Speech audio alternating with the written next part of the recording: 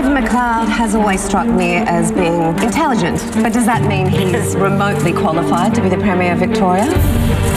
Absolutely not. Yes, well, the young, glamorous female Premier up against the handsome TV-style opposition leader, and they've got a past. That's all I'm going to say. The stars are here with us today. Keddie and Rodger Corser. Good morning, guys. Good morning, guys. Gee whiz. May I say I've seen tonight's episode, 8:30 Channel 10, and it is a saucy old, a saucy backstory is what I'm going to say.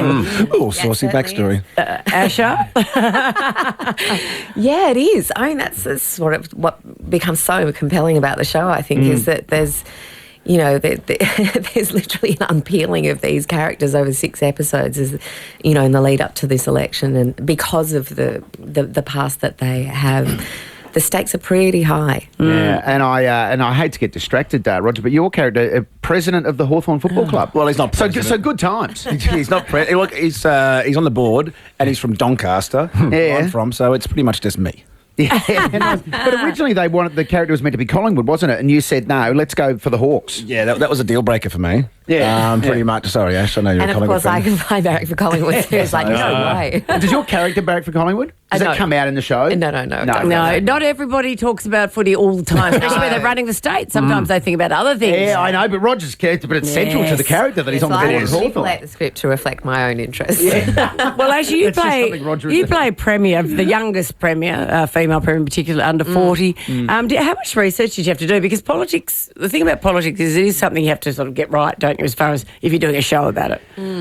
Yeah, look, I mean, we don't labour on the detail of the politics of the political in the show, I don't think. I mean, of course we cover it and we're in the offices, but for us it was always more about wanting to get a glimpse of what we don't see, the public, with our politicians. There's a lot of that was what was exciting. our advisors, isn't there? Yeah. It's that stuff, the people, the politicians spend like 14 hours a day with their advisors and you don't see them. And they have such a close relationship. Exactly, but in terms of the politics, I mean, Michael Lucas, our writer, was relentless in his pursuit of the truth and accuracy, I guess. So I think there's a great balance of the personal and the political and the professional. It's all just a big ball of mess, basically. So you didn't spend time with any actual politicians researching, sitting down with them and saying, like a Jeff Kennett or any former premiers? Reports, no. Adam Zwar and I went into Parliament. And the leader of they bored the hell out of you for a day. Yeah, well, no, it was good. We got taken around and we had a chat and went into Parliament. It was good. And you shot there. Yeah, there's a scene in Parliament in the fantastic. first episode, which is really bizarre, seeing you there talking. Yeah, really It was weird. amazing to shoot there. It was just so fantastic. To I have bet. that authenticity. And of course, nicely timed the series as well for the state election, which I assume is a deliberate thing.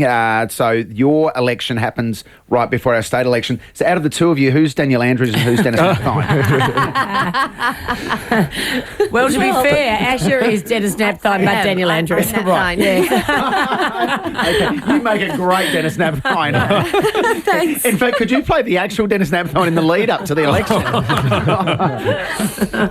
be interesting to see whether you have anything to do with the real politicians in the lead up. Do you know them? Either of them?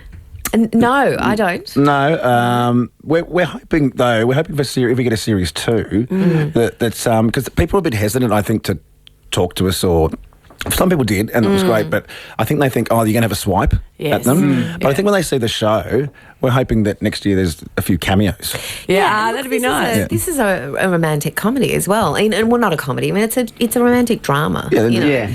There's a really dramatic story that runs through it as well. There was a bit of action went on. And a career in politics. The story last week, George Clooney, they're talking about, mind you, this story comes up every 6 months. Yeah. But they were talking about George Clooney getting into politics. Rodger, Asher, any inspiration? We were just talking about that, saying we would never, ever do it. Because learning what these people have to do and it's sort of 5 o'clock in the morning till 11 at night. And then there's so much scrutiny. The pressure that they're under, they're just so publicly vulnerable as well and personally. It's just that I found it I mean, my empathy has increased. Yes. Now, I've got to say, it doesn't look like the best gig in the world.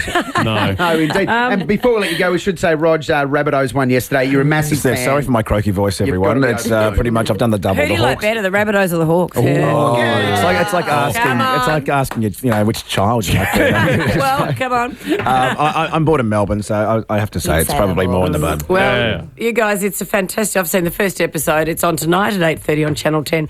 Really good show. Party Tricks. We need a new good drama. So thank you very much. Rodger Corser, Keddie. Thanks, guys.